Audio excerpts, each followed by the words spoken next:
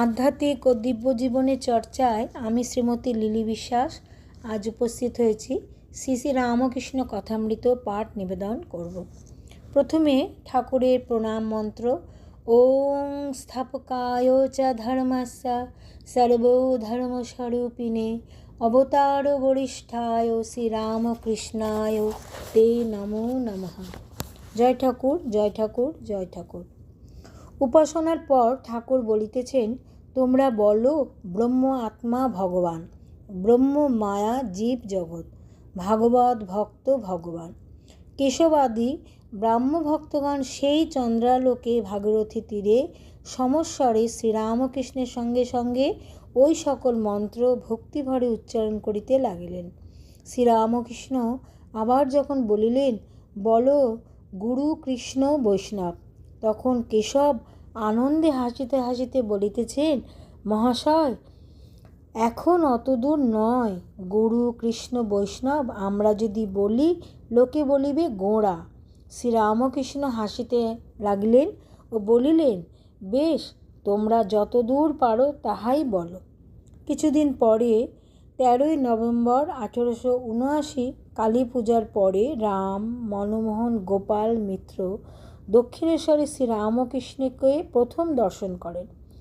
1880 খ্রিস্টাব্দে একদিন গ্রীষ্মকালে রাম ও মনমোহন কমলকুটিরে কেশবের সহিত দেখা করিতে আসিয়াছিলেন।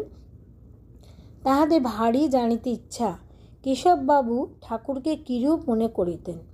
তাহারা বলিয়াছেন, কেশববাবুকে জিজ্ঞাসা করাতে বলিলেন, দক্ষিণেশ্বরে পরমহংস সামান্য নহে, এক্ষণে পৃথিবীর মধ্যে এত বড় লোক কেহ নাই। ইনি এত সুন্দর, এত অসাধারণ ব্যক্তি, ইহাকে অতি সাবধানে সন্তর্পণে রাখতে হয়। অযত্ন করলে এর দেহ থাকবে না। যেমন সুন্দর মূল্যবান জিনিস গ্লাস কেসে রাখতে হয়।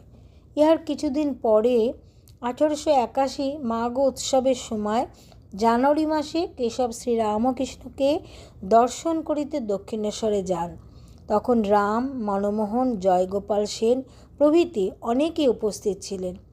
1803 পয়লা শ্রাবণ শুক্রবার 15ই জুলাই কেশব আবার শ্রীরামকৃষ্ণকে দক্ষিণেশ্বর হইতে স্টিমারে তুলিয়া লন।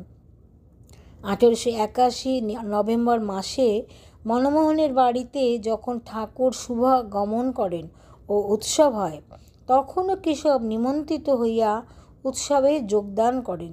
শ্রীযুক্ত তৈলোক্য প্রভৃতি গান করিয়াছিলেন। 1881 ডিসেম্বরের মাসে রাজেন্দ্র মিত্রের বাড়িতে শ্রীরামকৃষ্ণ নিমন্ত্রিত হইয়া যান।